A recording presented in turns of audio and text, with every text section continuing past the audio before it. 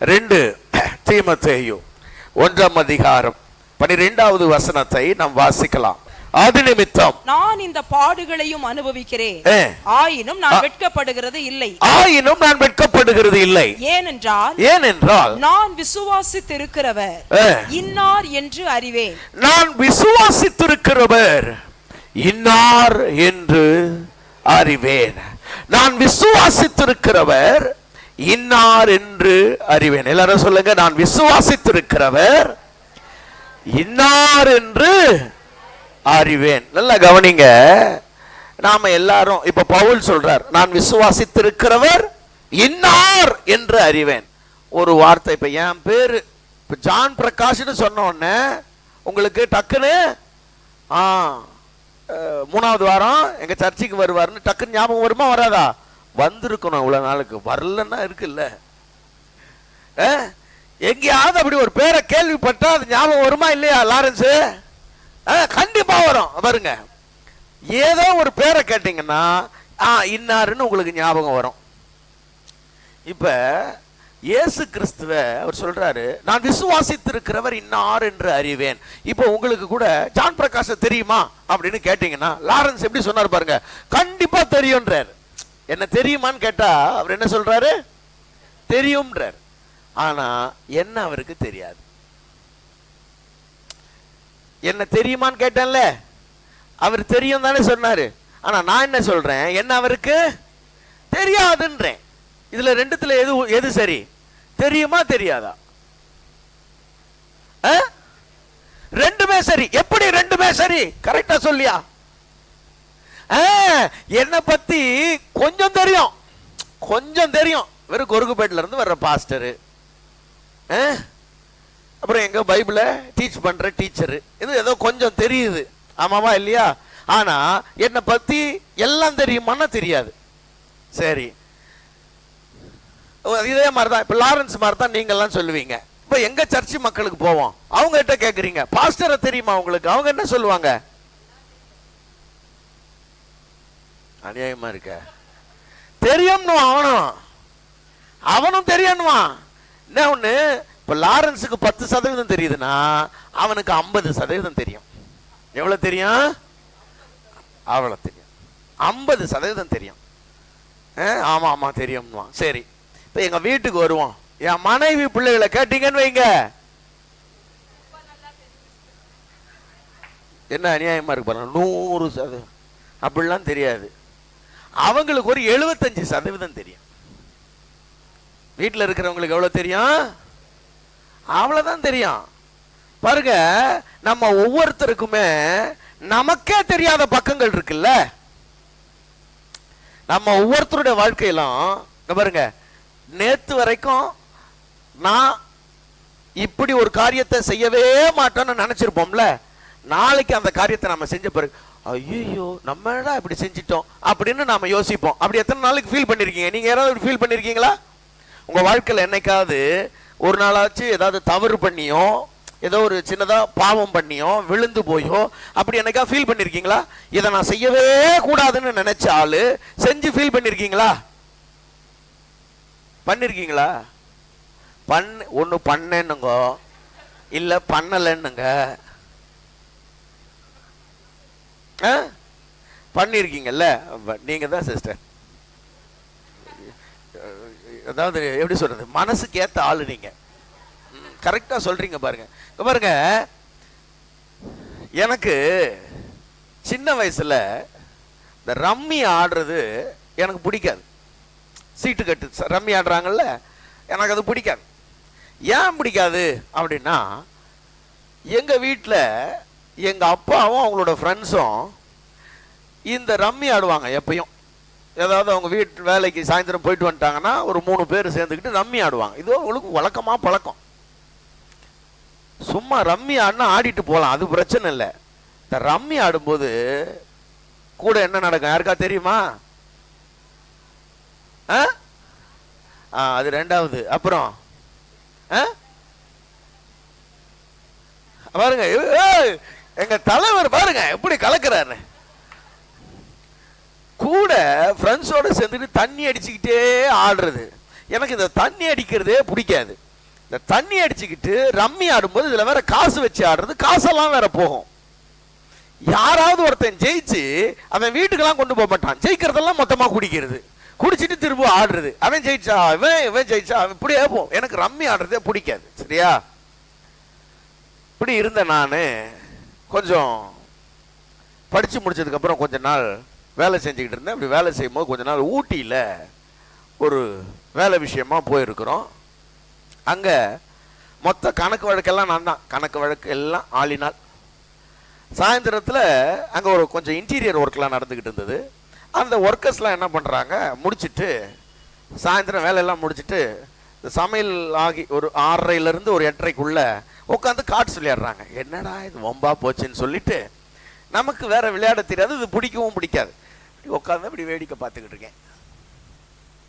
வேடிக்கை பார்த்துக்கிட்டு இருக்கேன்னா, முதல் நாள் பார்த்தேன், 2 நாள் பார்த்தேன், 3 நாள் பார்த்தேன், 4வது நாள் ஏன் அதை அங்கே வைக்கிற, இங்கே வை.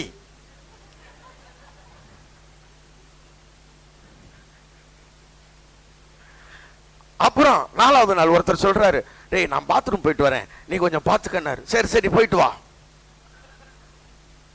அதுக்கு முன்னாடி ஒரு சுவாரஸ்யமான சம்பவம் இருக்கு, அதையும் சொல்லிடுறேன் பாருங்க.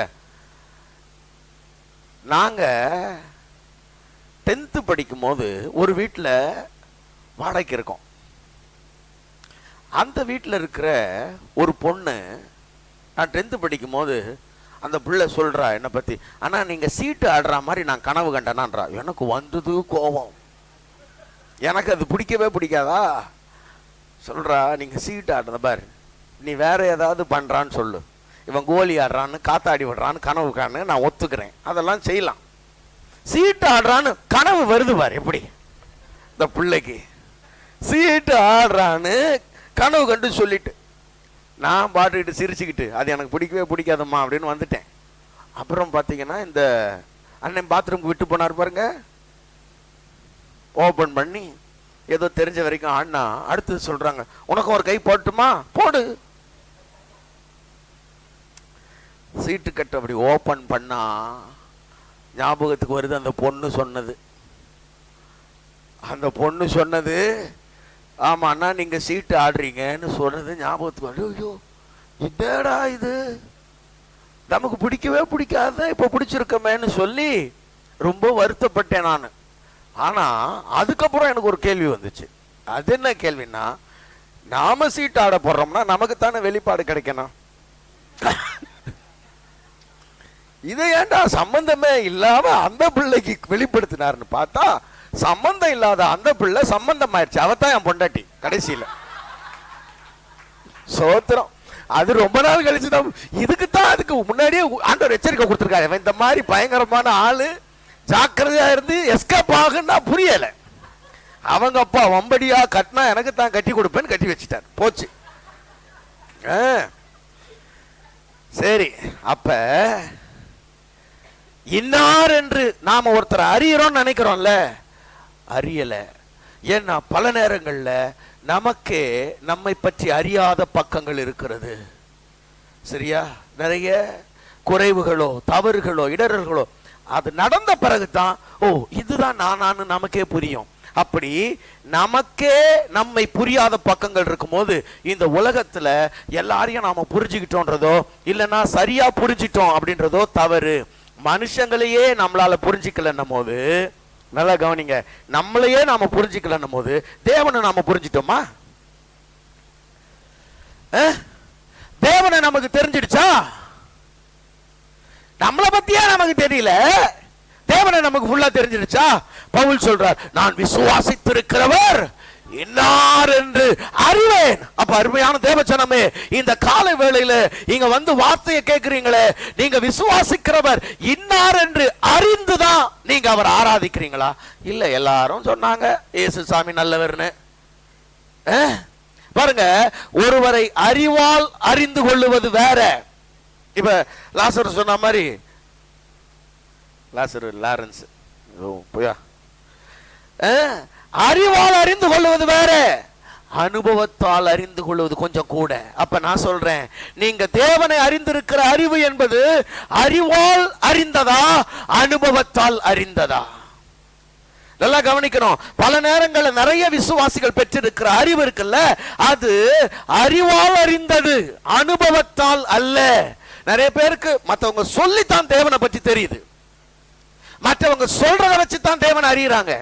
ஆனா அனுபவத்தால் அறிவதுதான் ஒரு சரியான அறிவு. ஆமென் சொல்லுங்க பார்க்கலாம். அல்லேலூயா. நல்லா கவனிங்க. ஒருத்தர்கிட்ட நாம எப்படி ஒருத்தரை அறிமுகப்படுத்துறோமோ அப்படியே தான் புரிஞ்சுப்பாங்க. இப்ப பாருங்க, நான் இப்ப லாரன்ஸ் என்ன கொண்டு போய் ஒருத்தர்கிட்ட அறிமுகப்படுத்துறாரு. இவர் ஒரு நல்ல தங்கமான பாஸ்டர், இவரை மாதிரி யாருமே இல்லைன்னா அவன் அப்படியே பார்ப்பான். கரெக்டா? அப்படி சொல்லிட்டு பின்னாடி போயிட்டு ஜாக்கிரதையா இருங்க, அவர்கிட்ட ஆள் ஒரு மாதிரி இப்படி சொல்லிட்டாருன்னா அப்படி அந்த பார்வை என்ன ஆகும்? அப்படியே மாறிடுமா இல்லையா? அப்ப நம்மளை ஒருத்தர் அறிமுகப்படுத்துற விதத்துல தான் நாம் அறிஞ்சுப்போம். ஒருவேளை அந்த இவர் யார்கிட்ட என்ன அறிமுகப்படுத்தினாரோ அவங்க பிறகு என்கிட்ட பழகி இல்லையா, உங்களை பத்தி அவர் அப்படியெல்லாம் சொன்னாரு, இப்படியெல்லாம் ஒண்ணும் இல்லையா, அது அனுபவத்துல தான் புரிஞ்சுக்க முடியும். அப்ப நான் சொல்றேன், நீங்க தேவனை அறிவால் அறிந்திருக்கிறீர்களா, அனுபவத்தால் அறிந்திருக்கிறீர்களா என்று கேட்கிறேன். பல நேரங்கள்ல நிறைய விசுவாசிகள் தேவனை அறிவால் மட்டுமே அறிந்திருக்கிறார்கள். காரணம் என்னன்னா, அவங்க இப்போ எங்களை மாதிரியான பிரசங்கியார்கள், போதகர்கள் வந்து சொல்ல சொல்ல சொல்ல சொல்ல நீங்க கேட்டு கேட்டு தேவனை பற்றிய ஒரு வரைபடம் உங்க உள்ளத்துல இருக்குது. ஆனா தேவனை அனுபவத்தால் நீங்கள் பல நேரங்கள்ல அறியல. நான் சொல்றேன், நாங்கள் கொடுக்கிற அறிவினால் அறிந்து கொள்வதை விட உங்கள் வாழ்க்கையின் அனுபவத்தால் அறிவது இன்னும் தேவனை பற்றிய சரியான புரிதலை கொடுக்கும், தேவனை கிட்ட சேர்க்கும் உங்க வாழ்க்கையில. ஆமென். தேவனுடைய நன்மைகளை நீங்க பெற்றுக்கொள்றதுக்கு அது உதவியா இருக்கும். எத்தனை பேர் அதை விசுவாசிக்கிறீங்க? அல்லேலூயா. அப்ப சில நேரங்கள்ல சில ஆட்கள் பாருங்க, நாங்க ஆண்டவரை அறிஞ்சிருக்கிறோம் சொல்றாங்க, ஆனா ஆண்டவர் அவங்க அறியவே இல்லை. பல நேரங்கள்ல ஒரு சம்பவத்தை நான் வாசிக்கிற விரும்புகிறேன். வாசிங்க பார்க்கலாம். யோவான் எழுதின சுவிசேஷம் 4ஆம் அதிகாரம் 10வது வசனத்தை வாசிக்கலாம். யோவான் 4:10. அவளுக்கு பிரதியுத்தரமாக, இயேசு அவளுக்கு பிரதியுத்தரமாக, தேவனுடைய ஈவையும் தாகத்துக்கு தா என்று உன்னிடத்தில் கேட்கிறவர் இன்னார் என்பதையும் அறிந்திருந்தாயானால், நீ உன்கிட்ட தாகத்துக்கு கேட்கிறவர் இன்னார் என்பதை நீ அறிந்திருந்தாயானால் நீயே அவரிடத்தில் கேட்டிருப்பார். நல்லா கவனிங்க. இந்த சமாரியா ஸ்திரீக்கு தேவனை பற்றி தெரியுது, பிதாக்கள் எங்க ஆராதிச்சாங்கன்னு தெரியுது, யூதர்கள் சமாரியர்களோடு சம்பந்தம் கலக்க மாட்டாங்கன்னு தெரியுது, இதெல்லாம் தெரியுது.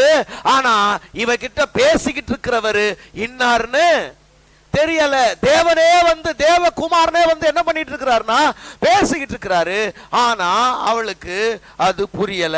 பல நேரங்கள்ல நம்ம வாழ்க்கையில தேவனே சில காரியங்கள்ல நம்ம வாழ்க்கையில செய்தாலும் கூட இது தேவனுடைய செயல் என்றோ, தேவனுடைய நடத்துதல் என்றோ, கர்த்தருடைய இடைப்படுதல் என்றோ நம்மளால என்ன பண்ண முடியலன்னா புரிந்து கொள்ள முடியவில்லை.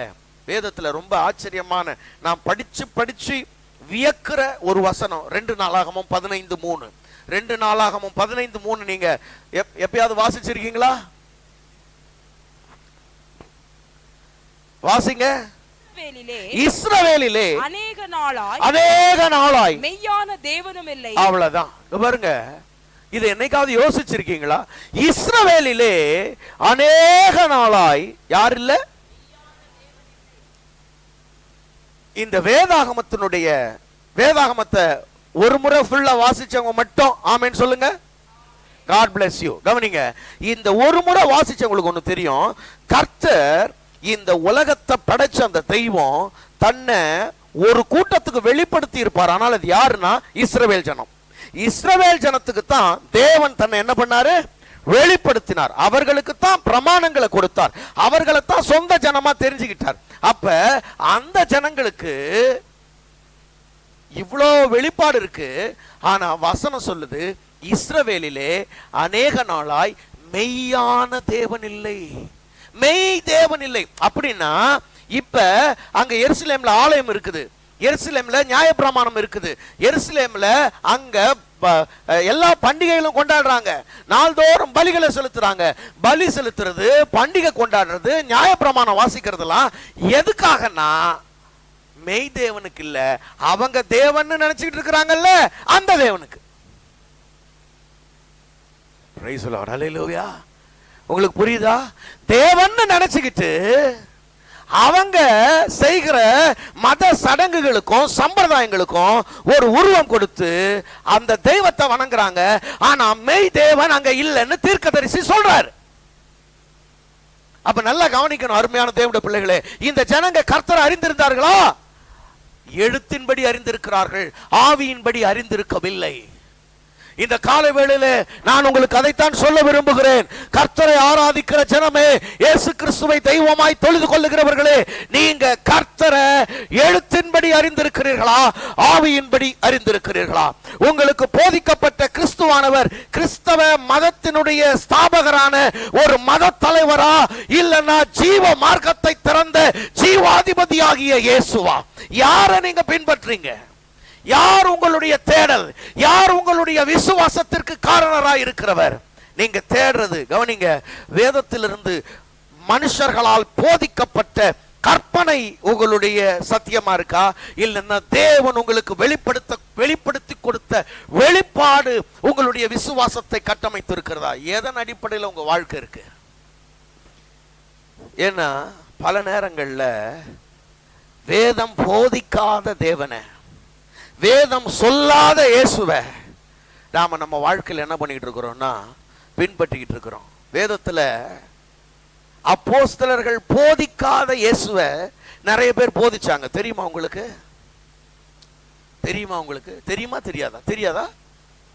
கலாத்தியர் 1ஆம் அதிகாரத்தில் பவுல் சொல்றார், நாங்கள் பிரசங்கியாத சுவிசேஷத்தை வேறொருவன் பிரசங்கித்தால். வாசிங்க கலாத்தியர் 1:8-10.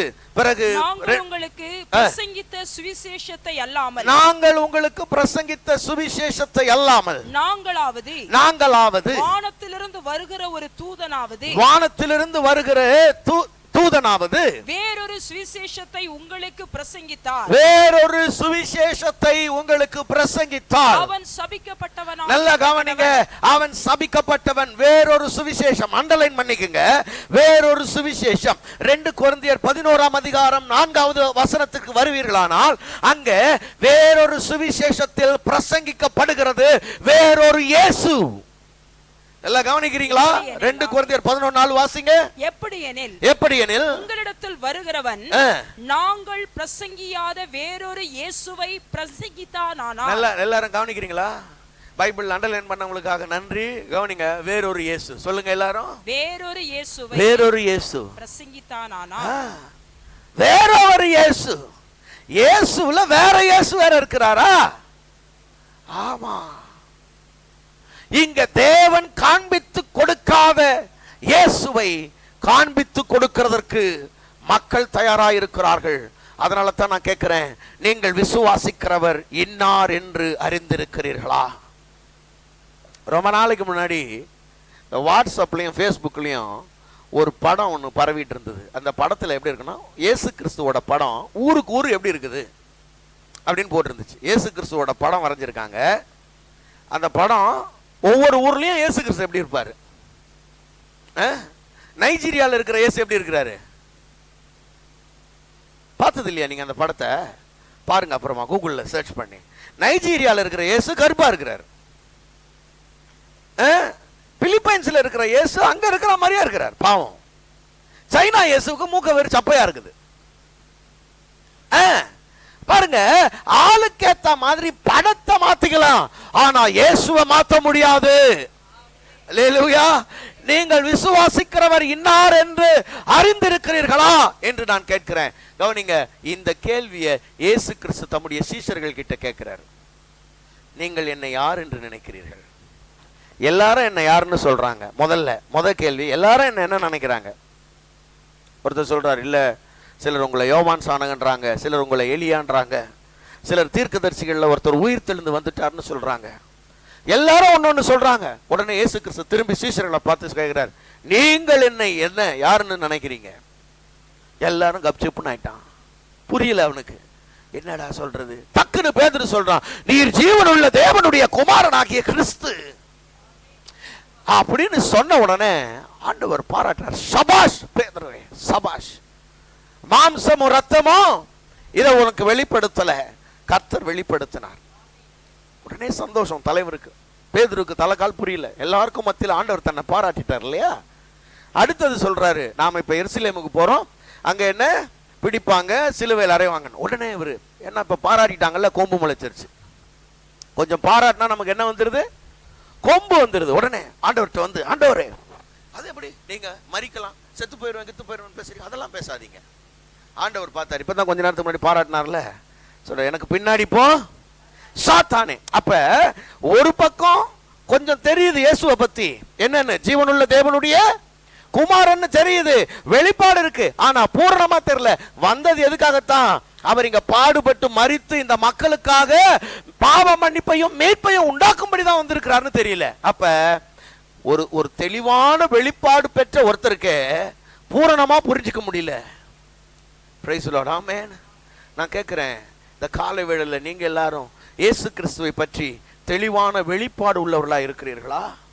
தெளிவா புரிஞ்சுதான் நீங்க அவரை ஆராதிக்கிறீங்களா? இயேசுவை அனுபவித்து ஆராதிக்கிறீர்களா? அறிந்து ஆராதிக்கிறீங்களா? ஏதோ சொன்னாங்க, சர்ச்சுக்கு கூப்பிட்டாங்க போவோம். சில நேரத்தில் சின்ன பிள்ளைங்கலாம் எப்படி, எங்க அம்மா கூப்பிட்டாங்கன்னு வரோம் சர்ச்சுக்கு, இல்லைன்னா நாங்கள் எங்கேயாவது மேட்ச் ஆட போவோம், இல்லைன்னா எங்க ஃப்ரெண்ட்ஸோட எங்கேயாவது ஜாலியாக வெளியில சுத்திட்டு இருப்போம். இல்ல, அனுபவத்தினால் அறிந்து கொள்வது நல்லது. ஆமென். வாலிப வயசுல யோசேப்போட கர்த்தர் இருந்தார். வாழ்க்கையில தம்பிங்களா, உங்க வாழ்க்கையில வாலிப நாட்கள்ல கர்த்தர் கூட இருக்கணும். அப்பா அம்மா சின்ன வயசுல விட்டுட்டு செத்துட்டாங்க, அம்மா அப்பா இல்ல, ஆனா கர்த்தர் கூட இருந்தார். அவன் தேசத்துக்கு அதிபதி ஆயிட்டான். அல்லேலூயா. வாழ்க்கையில யார் இருக்கிறாங்களோ இல்லையோ, கர்த்தரும் கூட இருக்கிற மாதிரியான ஒரு நிலை உன் வாழ்க்கையின் மிகப்பெரிய ஆசீர்வாதம். அல்லேலூயா. அப்ப இன்னார் என்று அறிந்து அவரை ஆராதிக்கிறது உங்க வாழ்க்கையினுடைய ஆசீர்வாதம். சரி, அவரை ஏங்க நான் அறிஞ்சுக்கணும்? அவரை அறிந்து கொண்ட மாத்திரம்தான் வாக்கு தத்தங்கள் உங்களுக்கு சொந்தமாகும். ஒரு வசனத்தை வாசிங்க, 2 பேதுரு 1:2-3.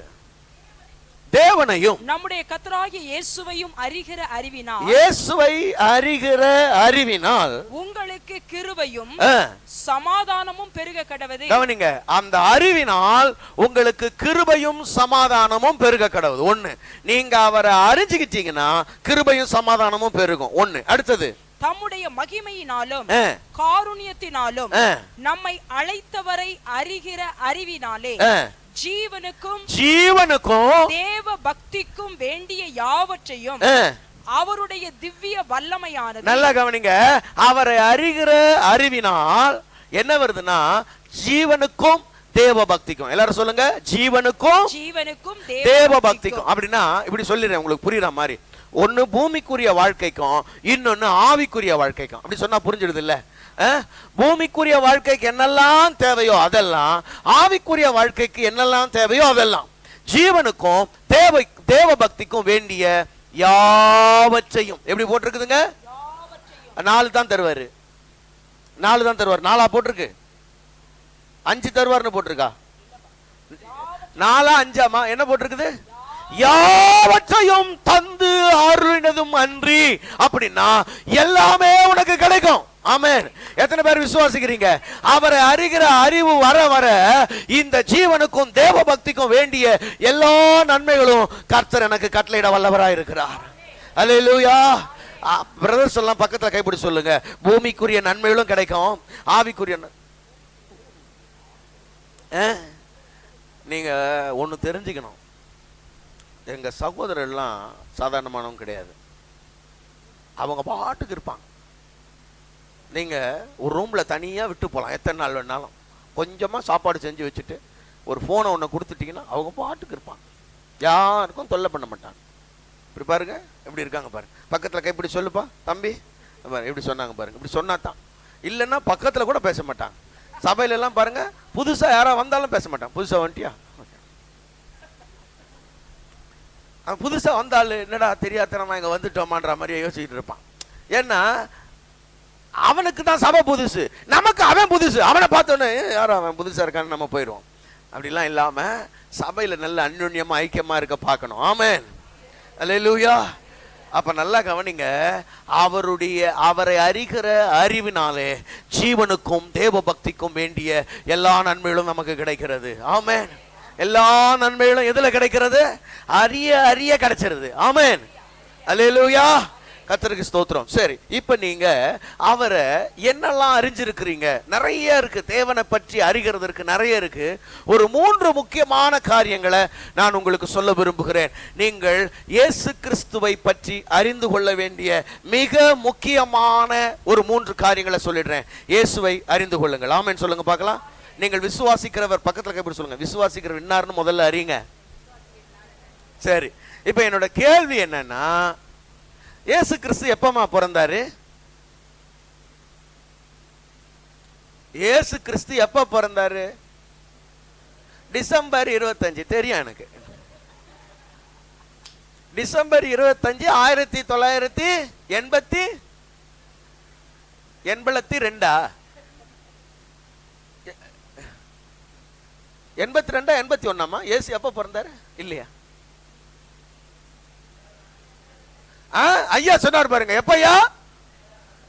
டிசம்பர் 25 2000 ஆண்டுகளுக்கு முன்னாடி. அப்படியா? ஏப்பா டிசம்பர்லாம் இல்லப்பா, நீ டிசம்பரை பிடிச்சுக்கிட்டு இருக்காதீங்க. சரி, 2000 வருஷத்துக்கு முன்னாடி ஐயா சொன்னாரு. சரியா? சரி, 2000 வருஷத்துக்கு முன்னாடி தான் இயேசு பிறந்தார்னா, இயேசு பிறக்கிறதுக்கு முன்னாடி எல்லாரும் இருக்காங்கல்ல, ஆட்கள்லாம் இருக்காங்க தானே, இந்த வானம் பூமி எல்லாம் இருக்கு தானே, ஆமாவா இல்லையா? அப்ப இந்த வானம் பூமி எல்லாம் யாரு படைச்சிருப்பாங்க?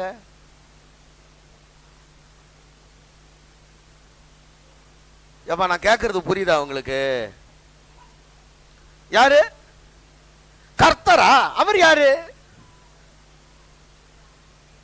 ஓ, அவர் பிதா, இவர் குமாரன். அவர் வேற, இவர் வேறயா? என்னம்மா இவங்க ஒரே குழப்புறாங்கம்மா எனக்கு. சிஸ்டர் உங்களுக்கு ஏதாவது புரியுதா? ஏதாவது கேளு. நீங்களும் என்ன மாதிரி தான் புதுசா வந்திருக்கீங்க போல இந்த சர்ச்சுக்கு. யாராவது புதுசா வந்தா புரியுற மாதிரி சொல்லி கொடுங்கம்மா. இயேசு பிறந்து 2000 வருஷம் தான் ஆச்சு. அப்ப அதுக்கு முன்னாடி இந்த வானம் பூமி உலகத்தெல்லாம் படைச்சது யாருன்னு கேக்குறேன்.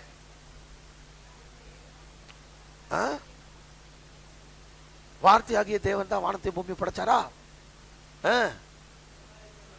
ஐயோ, தேவாதி தேவன். யார் அவரு?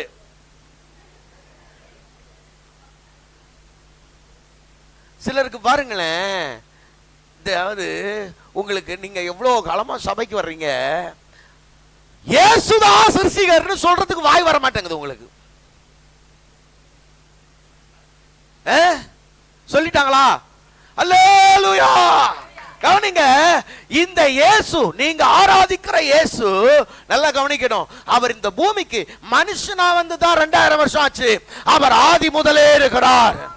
அல்லேலூயா. ஆமா, வேதம் சொல்லுகிறது, ஆதியிலே வார்த்தை இருந்தது, அந்த வார்த்தையே தேவனாய் இருந்தது. அப்ப யோவான் 1:3 சொல்லுகிறது, உண்டானதெல்லாம் அவராலே அல்லாமல் உண்டாகவில்லை. அல்லேலூயா. அப்ப சகலமும் அவராலே சிருஷ்டிக்கப்பட்டிருக்கிறது. அருமையான தேவனுடைய பிள்ளைகளே, இந்த இயேசுவானவர் தான் வானத்தையும் பூமியையும் படைத்தவர் என்பதை நீங்கள் அறிந்து கொள்ள வேண்டியது அவசியமாயிருக்கிறது.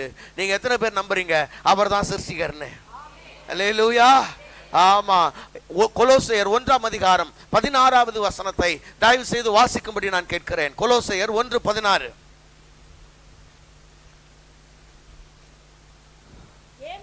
ஏனென்றால் அவருக்குள் சகலமும் சிருஷ்டிக்கப்பட்டது, பரலோகத்தில் உள்ளவைகளும் பூலோகத்தில் உள்ளவைகளும் ஆகிய காணப்படுகிறவைகளும் காணப்படாதவைகளுமான சகல வஸ்துக்களும் சிங்காசனங்களானாலும். கவனிங்க, காணப்படுகிறவைகள் காணப்படாதவைகள். காணப்படுகிறவைகள் நம்ம கண்ணுக்கு இங்க தெரியுது, காணப்படாதவைகள்னா கண்ணுக்கு தெரியாம பரலோகத்தில் இருக்கிற தூதர்கள் உட்பட சகல அதிகாரங்களும். அப்புறம் சிங்காசனங்கள், கர்த்தத்துவங்கள், துரைத்தனங்களானாலும் அதிகாரங்களானாலும் சகலமும் அவரை கொண்டும் அவருக்கென்றும் சிருஷ்டிக்கப்பட்டது. சகலமும் அவரை கொண்டு அவருக்கென்று சிருஷ்டிக்கப்பட்டது. ஆமென் சொல்லுங்க பார்க்கலாம். இயேசு கிறிஸ்து தான் சிருஷ்டிகர். ஆமென் சொல்லுங்க பார்க்கலாம். அல்லேலூயா. இயேசு கிறிஸ்து சிருஷ்டிகர். இந்த வானம் பூமி சகலமும் அவரால் உண்டாயிருக்கிறது என்பதை நாம் அறிந்து கொள்ள வேண்டியது அவசியம். ஆமென். அப்படின்னா நீங்க ஆராதிக்கிறது அல்லது நீங்கள் சேவிக்கிறது யாரை சேவிக்கிறீர்கள் என்றால் சிருஷ்டிகரை சேவிக்கிறீர்கள். நீங்க சிருஷ்டிகரைத்தான் ஆராதிக்கிறீங்களா இல்லனா சிருஷ்டியை ஆராதிக்கிறீர்களா? வசனம் சொல்லுகிறது சங்கீதம் 100ல 3வது 4வது வசனம் இப்படி எழுதப்பட்டிருக்குது. வாசிங்க பார்க்கலாம். சங்கீதம் 100ல 3-4 வசனங்களை வாசிப்பீர்களானால், தேவன் என்று அறியுங்கள், கர்த்தரே தேவன் என்று அறியுங்கள், நாம் அல்ல அவரே நம்மை உண்டாக்கினார், நாம் அவர் ஜனங்களும் அவர் மேய்ச்சலின் ஆடுகளுமாய் இருக்கிறோம் சொல்லிட்டு அடுத்தது என்ன சொல்றாரு? வாசல்களில் துதி. நல்லா கவனிங்க. அவர் நம்மை உண்டாக்கினார், அவர் நம்முடைய சிருஷ்டிகர்த்தா. ஆகவே நாம் அவரை ஆராதிக்க அவருடைய வாசல்களில் துதியோடும் புகழ்ச்சியோடும். ஆமா கவனிங்க. இவர்தான் என்னை சிருஷ்டித்தார் என்கிற ஒரு பெரிய நம்பிக்கையோட விசுவாசத்தோட அவருடைய சமூகத்திற்கு நாம் வர வேண்டும். இந்த கால வேளையில அவர் சகலத்தையும் சிருஷ்டித்தார் என்றால் என்ன அவர்தான் படைச்சார்ன்ற ஒரு நம்பிக்கை உங்களுக்கு இருக்கும்னா நன்றியோடும் துதி பாடலோடும் அவர் சமூகத்துக்கு வந்திருப்பீங்க. எத்தனை பேர் நம்புறீங்க? தாயின் கருவில உருவாகும் முன்னாடியே நம்மளை அவர் தெரிந்தவர், நம்மளை அவர் சிருஷ்டித்தவர். சரி, 2 முக்கியமான விஷயத்தை உங்களுக்கு சொல்றேன். அவர் உங்கள் சிருஷ்டிகர் என்று நீங்கள் அறிந்திருப்பீர்களானால் உங்களுடைய ஆராதனை முழுவதும் தேவனுக்கு மாத்திரம்தான் இருக்கும். ஆராதனைன்னு சொன்னா கை உயர்த்தி பாடுறது மட்டும் கிடையாது. ஆராதனைன்னு சொல்றது நாம முழுக்க முழுக்க அவரை சேவிப்பது, அவரை பிரியப்படுத்துவது, அவர் மகிமைக்கென்றே வாழ்வது. அல்லேலூயா. நல்லா கவனிங்க. நாம வேற எந்த மனுஷனையும் பிரியப்படுத்த மாட்டோம், எந்த மனுஷனையும் புகழ்ச்சி அதாவது தேவனுடைய இடத்துல நாம வச்சு அவங்கள உயர்த்த மாட்டோம். நம்முடைய தேவனா கர்த்தர் மாத்திரம் தான் இருப்பார். விளங்குதா உங்களுக்கு? சில நேரத்தில் நாம என்ன தெரியுமா நினைப்போம், நமக்கு தேவனுடைய இடத்தை யாருக்காவது கொடுத்துறது பழக்கம். குறிப்பா மனுஷங்களுக்கு. அவரு என் உயிருக்கும் மேல.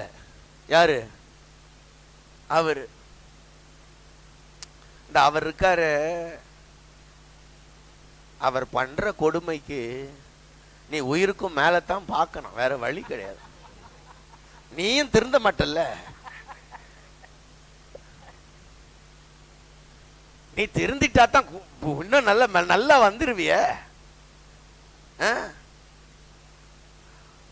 என்ன பாஸ்டர் இப்படி சொல்றீங்க? என்ன வேற என்ன சொல்றது? நம்ம இன்னும் அப்படியே பாருங்களேன். அதுல சில ஆட்கள்லாம் இருக்கிறாங்க, சில நேரத்துல ஆண்கள், சில நேரத்துல பெண்கள். அப்படியே தாங்கிறது, அப்படியே ஐயோ நானே எல்லாம் அப்படியே பண்ணிடுவேன், நானே பார்த்துக்குவேன். இந்த ஃபாதர் பாட்டு இருக்குதுல்ல, நானே காப்பாற்றுவேன், நாள்தோறும் நீர் பாய்ச்சுவேன், இரவும் பகலும் காத்து கொள்வேன், ஒருவரும் தீங்கிழைக்க விட. அப்படி குடும்பத்தை புருஷனை காப்பாத்துறாங்களாம். புருஷனை காப்பாத்தி பொண்டாட்டிய காப்பாத்தி இந்த கொடுமைய எங்க சொல்லி தொலைக்கணும்? முதல்ல தேவனை பிரியப்படுத்துற வாழ்க்கைக்கு வா. நீ மனுஷங்களை பிரியப்படுத்தினதெல்லாம் போதும், மனுஷங்களை கொண்டாடினது போதும், அவங்கள தலையில தூக்கி வச்சு ஆடினதெல்லாம் போதும். நீங்க பாருங்க, நீங்க அப்படி பெரிய எனக்கு தெரியல கர்த்தர் யாருக்கு பேசுறாருன்னு. நீ மனுஷங்களை பிரியப்படுத்த ஓடிக்கிட்டே இருக்கிற, திரும்ப திரும்ப உன்னை அசிங்கப்படுத்திக்கிட்டே தான் இருக்கிறாங்க, நீ அங்கேயே வெக்கப்பட்டுக்கிட்டே திரும்ப திரும்ப அவங்க பின்னாடியே போயிட்டு இருக்காத. கர்த்தரை பற்றிக்கொள். அல்லேலூயா. கர்த்தரை பிரியப்படுத்துற வாழ்க்கைக்கு வா. அவரே உன் தேவனா இருக்கட்டும், நாம் அல்ல, அவரே நம்மை உண்டாக்கினார். அல்லேலூயா. பாருங்களேன், மனுஷங்களை அன்பு செலுத்துங்க. நல்லா புரிஞ்சுங்க. அன்பு செலுத்துறது வேற, நீங்க அவங்களுக்கே பிரியமா அவங்க காலிலேயே விழுந்து கிடக்கிறது வேற. அதுக்கு வித்தியாசம் இருக்கா இல்லையா? நான் சொல்றது புரியுதாம்மா? எல்லாரையும் நேசிங்க, ஆனா யார் அவங்கெல்லாம் நமக்கு வேணும் இல்லையா பாஸ்டர்? எல்லாரும் வேணும், ஆனா அவங்க தயவுல தான் நீ வாழ்றன்னு நினைக்காத, கர்த்தர் தயவுல வாழ்ற. ஆமென். அல்லேலூயா. ஆமா, அப்ப நல்லா கவனிங்க அருமையான தேவ பிள்ளைகளே, நான் உங்களுக்கு சொல்றேன், கர்த்தர் உன் சிருஷ்டிகரனா, அவருக்கு மாத்திரம் தான் உன் ஆராதனை, அவருக்கு மாத்திரம் தான் உன் மகிமை. எல்லா நேரத்திலையும் யாரோ ஒருத்தரை மகிமைப்படுத்திட்டு யாரோ ஒருத்தரை உயர்த்திக்கிட்டு, அவங்க இல்லைன்னா நாங்க இல்லை, கர்த்தர் இல்லைன்னா நாம இல்லை. முதல்ல. ரெண்டாவது, அவர் தான் நம்முடைய வாழ்க்கைக்கான ஆதாரம். இந்த யோவான்ல அதை படிச்சிடலாமா? ஆதியிலே வார்த்தை இருந்ததுன்னு இருக்கு இல்லையா? யோவான் 1ஆம் அதிகாரம், வாங்க பார்க்கலாம், அதை படிங்க கொஞ்சம். ஆதியிலே வார்த்தை இருந்தது. ஆமா, ரொம்ப நல்லா இருக்கு அது வார்த்தை இல்ல? தமிழ்ல வார்த்தை இருந்ததுன்னு இருக்கு. இது இந்த புதிய ஏற்பாடு ஃபுல்லா, இந்த புதிய ஏற்பாடுல இருக்கிற 27 புக்கம் கிரேக்க மொழியில எழுதினாங்க. இந்த கிரேக்க மொழியில இந்த வார்த்தைன்ற வார்த்தைக்கு என்ன பொருள் தெரியுமா? வார்த்தை என்னன்னு சொல்லுவாங்க? ஆமா, உங்க பாஸ்டர் ஒரு கிரேக்க பேராசிரியர், கிரேக்கில் என்ன சொல்லுவாங்கன்னு கேட்டா முழிக்கிறீங்களே. லோகோஸ். லோகேஸ் இல்ல, நீங்க வேற லோகேஸ் மகேஷின்னு இருக்க போறீங்க. லோகோஸ். என்னது? லோகோஸ். சொல்லுங்க. ஆமா, நீங்க வேற பாஸ்டர் யாரோ லோகேஸ்னு வந்து சொல்லி கொடுத்தாருன்னு சொல்லி இருக்க போறீங்க. எங்கேயாவது போய் ஏமானத்தை வாங்கின்னு இருக்க போறீங்க. லோகேஸ் இல்ல, லோகோஸ். என்னது? லோகோஸ். கவனிங்க, இந்த லோகோஸ் என்ற வார்த்தைக்கு ஆதியிலே வார்த்தை இருந்ததுன்னு யோவான் எழுதுறார் இல்லையா? முதல்ல உங்களுக்கு ஒன்று சொல்றேன், இந்த யோவான் இந்த சுவிசேஷத்தை யாருக்கு எழுதுறாருன்னா கிரேக்கர்களுக்கு எழுதுறார்.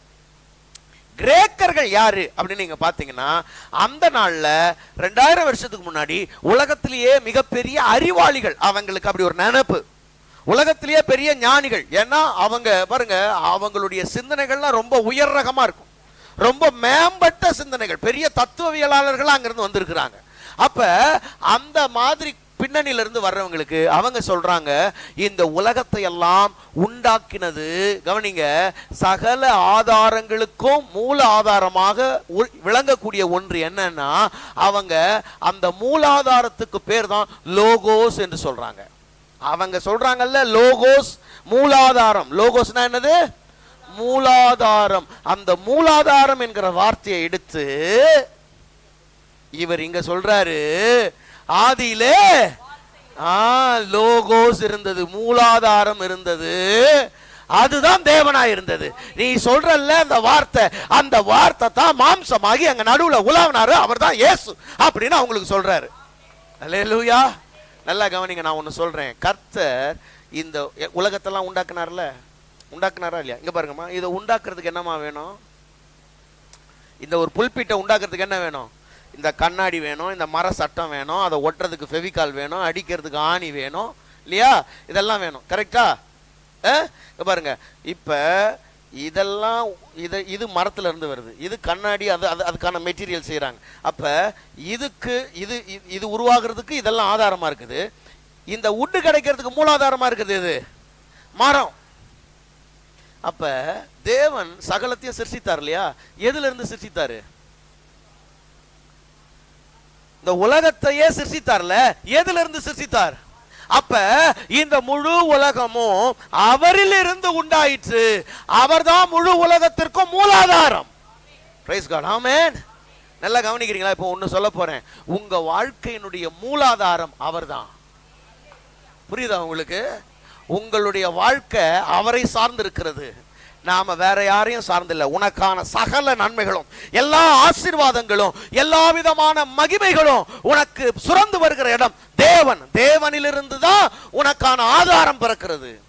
அப்ப நல்லா ஞாபகம் வச்சுங்க, தேவன் தான் உன் ஆதாரம்னா அவரைத்தான் டிபெண்ட் பண்ணியிருப்ப, வேற யாரையும் டிபெண்ட் பண்ணி இருக்க மாட்டீங்க. அல்லேலூயா. அப்ப அவர் சிருஷ்டிகர்னா அவரை மட்டும்தான் ஆராதிப்போம், அவரை மட்டும்தான் ஆதாரமா கொண்டிருப்போம். எத்தனை பேர் சொல்றீங்க, கர்த்தரே என் ஆதாரம், கர்த்தரே என் ஆதாரம், கர்த்தருக்கே என் ஆராதனை? அல்லேலூயா. சிலருக்கு கர்த்தர் தான் ஆதாரமா, எங்க அண்ணன் தான் ஆதாரம், எங்க அண்ணன் கொடுக்கலன்னா எங்க வீட்டுல அடுப்பு எரியாது.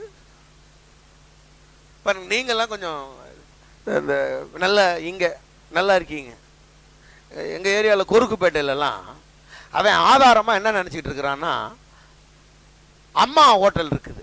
எங்க ஏரியாக்கள்ல. அவன் நினைக்கிறான் அம்மா ஹோட்டல் தான் ஆதாரம், ரேஷன் கார்டு தான் ஆதாரம், அப்புறம் அரசாங்கத்தில் கொடுக்கிற 1000 ரூபாய் பணம் தான் ஆதாரம் அவனுக்கு. பாருங்க, வாழ்க்கையில இந்த நிலைய கர்த்தர் மாற்ற விரும்புகிறார். அல்லேலூயா. எங்கேயோ யாரையோ ஒருத்தரை சார்ந்து வாழுகிற, யாரையோ ஒருத்தரை அண்டி பிழைக்கிற, அவங்க கொடுத்துருவாங்களா இவங்க கொடுத்துருவாங்களா, அவங்க நம்மளை கவனிச்சிட, இந்த மாதிரி நிலையிலெல்லாம் கர்த்தர் உங்க யாரையும் வைக்க விரும்பல. அவரே உங்களுக்கு ஆதாரமா இருந்து சகல நன்மைகளால் உங்களை திருப்தியாக்க அவர் வல்லவராயிருக்கிறார். அல்லேலூயா. நான் அடிக்கடி எங்க சபையில ஒண்ணு சொல்லுவேன். இங்க யாருக்காவது ஒரு நாளைக்கு, சும்மா கேட்கிறேன், பயப்படாம சொல்லுங்க, நான் இன்கம் டாக்ஸ் கிட்ட எல்லாம் சொல்லி கொடுக்க மாட்டேன். இங்க யாருக்காவது ஒரு நாளைக்கு 1 லட்சம் ரூபாய் சம்பாதிக்கிற ஆள் இருக்கீங்களா? ஒரு நாளைக்கு 1 லட்சம் ரூபாய் சம்பாதிக்கிறேன் ஒருத்தர் கூட இல்லையா? ஒருத்தர் கூடவா இல்லை? ஒரு நாளைக்கு 1 லட்சம் என்னதான் பண்ற? நேரத்துக்கு வந்திருக்க வேண்டாமா நீ? அங்க பைபிள்ல உங்களுக்கு நான் ஒரு ஆளை காட்டட்டுமா? வாசிங்க. சங்கீதம். சோத்திரம்.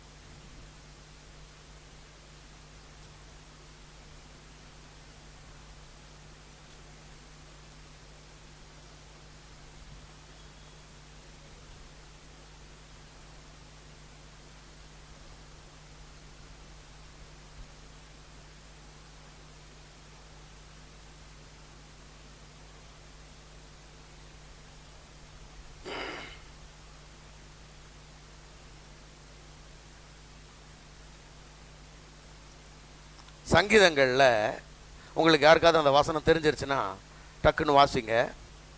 சங்கீதம் 104 எடுத்துட்டேன் நானு.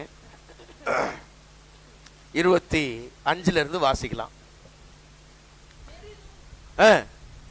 பெரிதும் விஸ்தாரமுமான இந்த சமுத்திரமும், பெரிதும் சமுத்திரமுமான இந்த சமுத்திரம், பெரிதும் விஸ்தாரமுமான இந்த சமுத்திரமும் அப்படியே நிறைந்திருக்கிறது, அப்படியே நிறைந்திருக்கிறது. அதிலே சஞ்சரிக்கும் சிறியவைகளும், அதிலே சஞ்சரிக்கிற சிறியவைகளும் பெரியவைகளுமான எண்ணிறந்த ஜீவன்கள் உண்டு. ஆமா, சிறியவைகளும் பெரியவைகளுமான எண்ணில்லாத ஜீவன்கள் உண்டு. அதிலே கப்பல்கள் ஓடும், அதிலே கப்பல்கள் ஓடும். அதிலே விளையாடும்படி நீர் உண்டாக்கின திமிங்கலங்களும் உண்டு. அதுல என்ன உண்டு? விளையாடும்படி. யார் விளையாடுறதுக்கு? திமிங்கலங்கள். இல்ல இல்ல, திமிங்கலம் விளையாடுதா இல்ல திமிங்கலத்தோட இவர் விளையாடுறாரா? யார் விளையாடுறதுக்கு? சமுத்திரத்துல விளையாடும்படி திமிங்கலங்கள் உண்டுனா சமுத்திரத்துல திமிங்கலத்தோட திமிங்கலம் விளையாடுக்குதா, திமிங்கலத்தோட கர்த்தர் விளையாடுறாரா? தெரியல, இருக்கட்டும். சரி, படிங்க. ஏற்ற வேளையில் பாருங்களேன், இந்த திமிங்கலம்லாம் ஏற்ற வேளையில் நீர் ஆகாரத்தை தருவீர் என்று அவைகளெல்லாம் உம்மை நோக்கி பார்த்திருக்கும். நீர் கொடுக்க அவைகள் வாங்கி கொள்ளும், நீர் உமது முகத்தை மறைக்க அவைகள் மாண்டு மண்ணுக்கு திரும்பும். இந்த இங்கெல்லாம் நல்லா படிச்ச பிள்ளைங்க தானே இருக்கீங்க. ஒரு நாளைக்கு ஒரு திமிங்கலம் எவ்வளவு சாப்பிடும்னா அப்புறம் கூகுள்ல சர்ச் பண்ணிக்கோங்கப்பா, சாட் ஜிபிடில போட்டு. சரியா? ஒரு நாளைக்கு 3000 to 5000 கிலோ, 3000 to 5000 கிலோ மீன்களை அது சாப்பிடுமா. சரியா? 3000க்கெல்லாம் போக வேண்டாம், நம்ம 1000 கிலோவுக்கு வருவோம். எவ்வளவு வருவோம்? 1000 கிலோவுக்கு வருவோம். 1000 கிலோனா எவ்வளோ? 1 டன்னு. தம்பி, 1000 கிலோனா எவ்வளோப்பா? 1 டன். சரி, 1 டன்னுனா எவ்வளோ? 1000 கிலோ. கரெக்டாக இருக்கா சிஸ்டர்? அதான் தப்பா பண்ணா எனக்கு சொல்லி கொடுங்க. சரி, 1 கிலோ மீன், 1 கிலோ மீன், சாதாரண மீன் எவ்வளோப்பா? அது சாதாரண மீன் வந்துட்டேன் நான் தான். பாருங்க, சிஸ்டர் சொல்றாங்க சாதாரண மீன் 100 ரூபாய். சாதாரண மீன். நீங்க காஸ்ட்லியா போற உடனே வஞ்சரத்துக்கு போயிருவீங்க நீங்க. ஆமா, சாப்பிட்டா வஞ்சரமா தான் சாப்பிடுவீங்க. 1 கிலோ சாதாரண மீன் 100 ரூபாய். 1000 கிலோ எவ்வளோ? 1000 × 100 எவ்வளோப்பா? 1 லட்சம். ஒரு திமிங்கலத்துக்கு ஒரு நாளைக்கு 1,00,000 ரூபாய் சாப்பாட்டுக்கு. ஒரு திமிங்கலத்துக்கு ஒரு நாளைக்கு 1,00,000 ரூபாய் சாப்பாட்டு.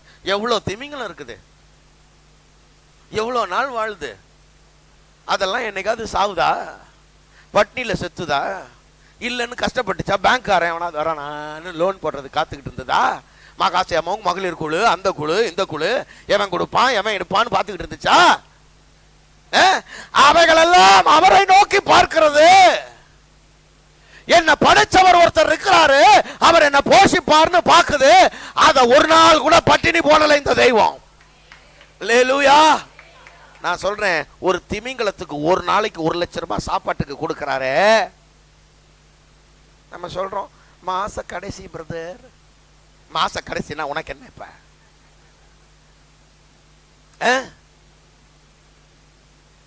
நீ மாச ஃபர்ஸ்ட்லயும் செழிப்பா தான் இருப்ப, மாச கடைசியிலையும். ஏன்? மழை தாழ்ச்சியான வருஷங்களிலும் தப்பாமல் கனி தந்து. ஹல்லேலூயா. ஆமா, மழை தாழ்ச்சியான வருஷங்களிலும்.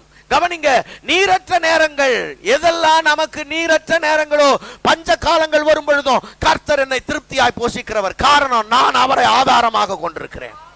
என்னை சிருஷ்டித்தவர் என்னை போஷிக்கிறார். ஆமா, உங்களை பார்த்தா உங்களை சிருஷ்டித்தவர் பரலோகத்தின் தேவன்னு தெரியணும். அல்லேலூயா. ஆமா, உங்களை பார்த்த உடனே சொல்லிடணும், ஆமா தேவனால் இவங்க நடத்தப்படுறாங்கன்னு. அப்ப நான் சொல்றேன், கொஞ்சம் கொஞ்சம் நம்ம கவனத்தை மாத்தணும்னா சரியாயிரும். கொஞ்சம் கவனத்தை மாத்தணும்னா சரியாயிரும். நானு ஊழியத்துக்கு வரும்போது ஒரே பயம் எனக்கு. ஏன்னா இந்த ஊழியத்துக்கு வர்றதுக்கு முன்னாடி நல்ல விசுவாசமான ஆட்களோட சாட்சியெல்லாம் கேட்டேன். என்ன சொல்லுவாங்க தெரியுமா? போடுறதுக்கு செருப்பே இருக்காது, வெறுங்காலால நடந்து நடந்து நடந்து நடந்து ஊழியம் செஞ்சு காலெல்லாம் வெடிச்சு திடீர்னு ஒரு கல் ஏறி ரத்தம் பிச்சுக்கிட்டு அடிச்சது பாரு. அப்படி நொண்டி நொண்டி வந்து ஊழியம் செஞ்சேன்ப்பா. நான் யோசிப்பேன், நம்மளால அப்படி ஊழியம் செய்ய முடியுமா? நொண்டி நொண்டி நடந்து ஊழியம் செய்ய முடியுமா? தேவையா உனக்கு? யோசிப்பேன். இல்ல இல்ல, நமக்கு அதெல்லாம் சரிப்பட்டு வராது. அடுத்த சாட்சி, அடுத்த ஒரு சாட்சி. ஊழியத்துக்கு வந்தோம்னா, ஊழியத்துக்கு வந்துட்டோம், பிள்ளை பிறந்துருச்சு, பாலுக்கு இல்ல, கதறி அழுதோம். இப்படி இப்படி சாட்சி கேட்டா எப்படி இருக்கும்? பாலுக்கு இல்ல. இப்ப நான் இப்ப அந்த இடத்துல நான் இருக்கிறேன். ஒரு அப்பாவா நீ என்ன பண்ணுவ? பாலுக்கு இல்ல. ஆண்டவரை பார்த்தோம், கதவை தட்டினாங்க, கர்த்தர் திறந்து கொடு. ஐயோ என்ன அற்புதம்! இப்ப நமக்கு அப்படியே சாட்சியெல்லாம் கேட்டா நமக்கு எப்படா அதெல்லாம் நடக்கும் அப்படின்னு தோணுது. அடுத்து இறங்கி அது பாலுக்கு இல்லாம அழுதா, தேவனை பார்க்கணும், கதவு ஏதாவது தட்டுதான்னு பார்க்கணும் அப்படின்னு நினைக்கிறேன். இப்படித்தான் நினைக்கிறேன். அம்மா கேளுங்க, முழுசா வர்றேன், இருங்க, முடிக்க விடுங்க. எடுத்து கொடுத்துக்கிட்டே இருந்தா எப்படி? ஒரு ஃப்ளோவா போகும்போது முடிக்க விடுங்க. இந்த சாட்சி எல்லாம் கேட்டு தைரியப்படுத்திக்கிறேன், என்ன கர்த்தர் நடத்திடுவார்னு. அப்புறம் சரி, நம்ம இதெல்லாம் விசுவாசம். அப்புறம் ஒரு நாள் நான் ஊழியம் பண்ண போறேன் அப்படின்றேன். எங்க சொந்தக்கார அண்ணன் ஒருத்தர் சொல்றாரு, என்ன பிச்சை எடுத்து வாழ்வியா நீ? ஊழியத்தெல்லாம் காசு வருமா? பிச்சை எடுப்பியா நீ அப்புறம் அப்படின்றாரு. அப்படியே உடஞ்சி, விசுவாசம் எல்லாம் உடஞ்சு போச்சு. உடஞ்சு போய் நான் கேட்கிறேன், ஆண்டவரே இவங்க சொல்ற மாதிரி எங்கேயாவது குறைச்சலா போய் ஏதாவது நடந்துருச்சுன்னா, இவனுங்கெல்லாம் ஏதாவது சொல்றதுக்காக ஆயிருமே, நான் என்ன பண்ணுவேன்னு சொல்லி பாருங்க.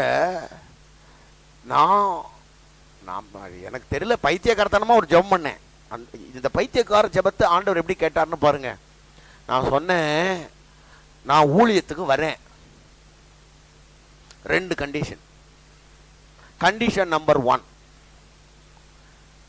எங்க சர்ச்சில், நான் தப்பா எடுத்துக்காதீங்க, இது என் ஃபெய்த், என் விசுவாசம். வெளியில காணிக்க கொடுக்கறது, காணிக்க அனௌன்ஸ் பண்றதெல்லாம் இதெல்லாம் நல்லது, நம்ம சபைக்கு கொடுக்கணும். அதெல்லாம் வர நான் தான் வரேன்ல, பேசுவேன், நீங்கள் கவலைப்படாதீங்க. நான் என்ன முடிவு பண்ணுறேன், சபையில் காணிக்கன்னு ஒன்று கேட்க மாட்டேன். நம்பர் 1.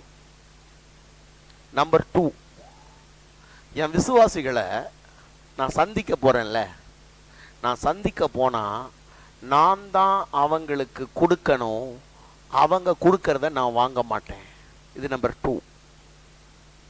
இப்படி நீங்கள் என்ன நடத்துனீங்கன்னா நான் ஊழியம் செய்கிறேன். இது நடக்கலைன்னா நான் ஊழியத்தை செய்ய மாட்டேன்றேன். நல்லா ஞாபகம் வச்சுங்க. இப்படி செஞ்சா நான் ஊழியம் செய்கிறேன், இல்லைன்னா நான் ஊழியம் 20 வருஷம் ஆச்சு, இந்த இயேசு என்னை கைவிடவே இல்லை. அல்லேலூயா.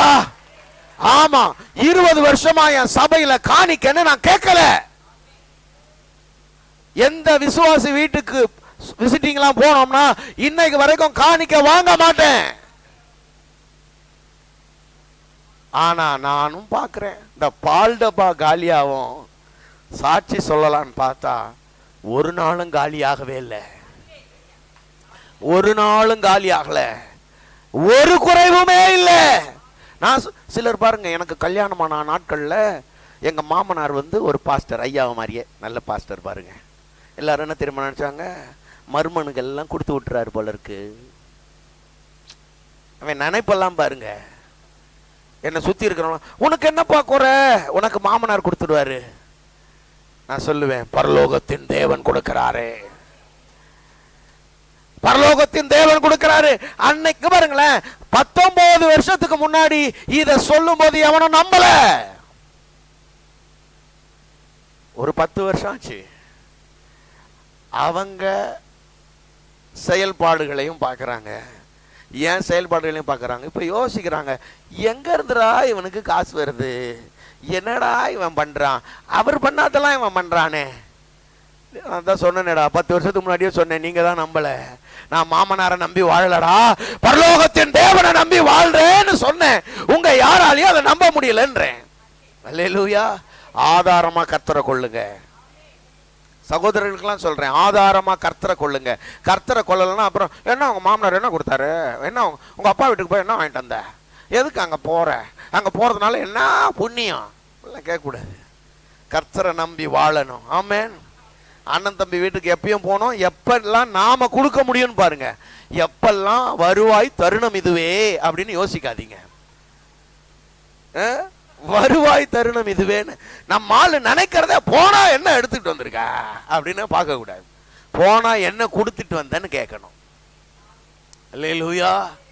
ஆமா, அந்த அளவுக்கு நம்மளை கர்த்தர் என்ன பண்ணணும், ஆசீர்வதிக்கணும். என் கரத்தை கர்த்தர் ஆசீர்வதிக்கணும், நான் அவங்களுக்கு கொடுக்கணும். அப்படி விரும்புங்க, அப்படி எதிர்பாருங்க. நான் சொல்றேன், கர்த்தரை ஆதாரமா கொண்டிருப்பீங்கன்னா கர்த்தர் உங்களை அப்படித்தான் ஆசீர்வதிப்பார். அல்லேலூயா. சரி, 1. 2வது ஒரே ஒரு காரியத்தை மட்டும் சொல்லிட்டு நான் முடிச்சிடுறேன். கவனிங்க, 3 சொல்லணும்னு நினைச்சேன், 3 சொல்ல முடியல, 1 தான். அவர் என் சிருஷ்டிகர். நம்பர் 2, இந்த இயேசு எப்படிப்பட்டவர், அவர் மாறாதவர். வாசிக்க பார்க்கலாம். அவர் மாறாதவர். எபிரேயர் 13:8. வேகமா வேகமா எபிரேயர் 13:8. இயேசு கிறிஸ்து நேற்றும் இன்றும் என்றும் மாறாதவராய் இருக்கிறார். இயேசு கிறிஸ்து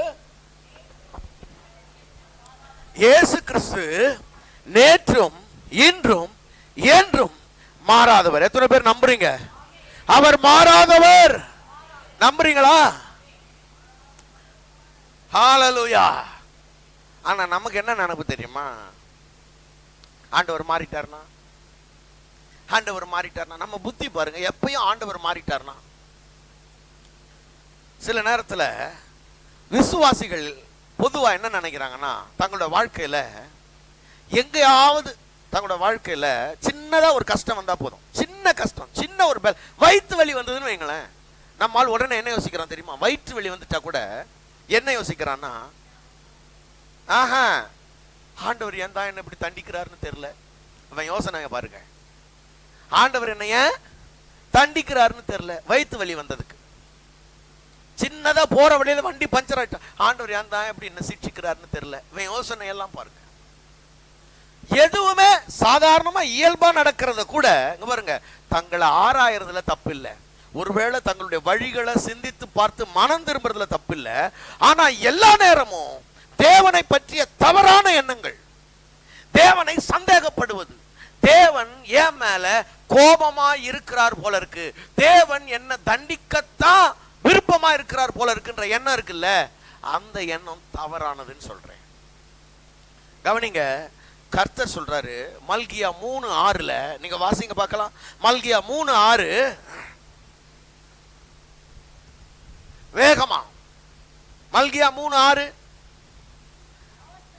நான் கர்த்தர், நான் மாறாதவர், ஆகையால் யாக்கோபின் புத்திரராகிய நீங்கள் நிர்மூலமாகவில்லை. நான் கர்த்தர், நான் மாறாதவர். நல்லா கவனிங்க, நான் கர்த்தர், நான் மாறாதவர். அதனால நீங்க என்ன ஆகல? அப்ப ஒண்ணு தெரிஞ்சுக்கணும், அவர் கர்த்தர், அவர் மாறாதவர். எதுல மாறாதவர்? வார்த்தையில அவர் மாறாதவர். நல்லா கவனிங்க, அவர் சொன்னார் ஆதியாகமத்தின் 8ஆம் அதிகாரத்தின் கடைசி வசனங்களை நீங்க வாசிக்கும் பொழுது சொன்னாரு, இந்த மனுஷனுடைய நினைவுகளின் தோற்றம் எல்லாம் நித்தம் எப்படிப்பட்டதா இருக்கிறது? பொல்லாததா இருக்கிறது. அவருக்கு தெரியுது நாம எப்படிப்பட்டவங்க, பொல்லாதவர்கள். நம்முடைய எண்ணங்கள் பொல்லாதது, நம்முடைய செயல்பாடுகள் பொல்லாதது, எல்லாம் பொல்லாதது. ஆமா, அப்படிப்பட்ட பொல்லாத எண்ணெயும் உன்னையும் இயேசு பார்த்து சொல்றாரு, உன்னை நான் சபிப்பதில்லை, உன்னை நான் அழிக்க போகிறதில்லை, இனி நான் உன்னை தண்டிக்க போறதில்லைன்னு கர்த்தர் சொல்றாரு. அப்படி சொன்னவரு திரும்பவும் தண்டிப்பாரா? நான் சொல்றது உங்க பைபிள்ல இருக்குதான்னு பாருங்க. ஆதியாகமம் 8ஆம் அதிகாரத்தின் கடைசி 3 வசனங்களை வாசிங்க பார்க்கலாம். 8ஆம் அதிகாரத்தின் கடைசி 3 வசனங்கள். அப்பொழுது நோவா கர்த்தருக்கு ஒரு பலிபீடம் கட்டி சுத்தமான சகல மிருகங்களிலும் சுத்தமான சகல பறவைகளிலும் சிலவற்றை தெரிந்து கொண்டு அவைகளை பலிபீடத்தின் மேல் தகன பலிகளாக பலியிட்டான். சுகந்த வாசனையை கர்த்தர் முகர்ந்தார். அப்பொழுது கர்த்தர், இனி நான் மனுஷன் நிமித்தம் பூமியை சபிப்பது. நல்லா கவனிங்க, இனி இந்த மனுஷன் சரியில்லைன்னு நான் மனுஷன் நிமித்தம் பூமி என்ன பண்ண மாட்டேன், சபிப்பதில்லை. நல்லா கவனிச்சுங்க, அவன் சரியில்லை அதனால தண்டிச்சேன்னு சொல்றாருல, இனி நான் அப்படி தண்டிக்க மாட்டேன்னு சொல்றாரு. இனி நான் சபிப்பதில்லை.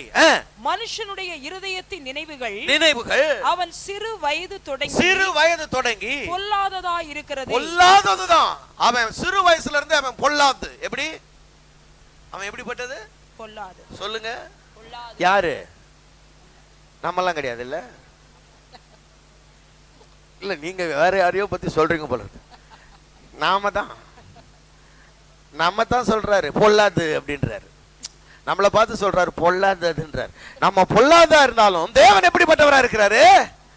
நல்லவரா இருக்கிறார். இவன் இருதயத்தின் நினைவுகளின் தோற்றம் எல்லாம் பொல்லாதது, ஆனாலும் நான் என்ன பண்ண மாட்டேன், இவர்களை சபிக்க மாட்டேன், அழிக்க மாட்டேன், சங்கரிப்பதில்லை.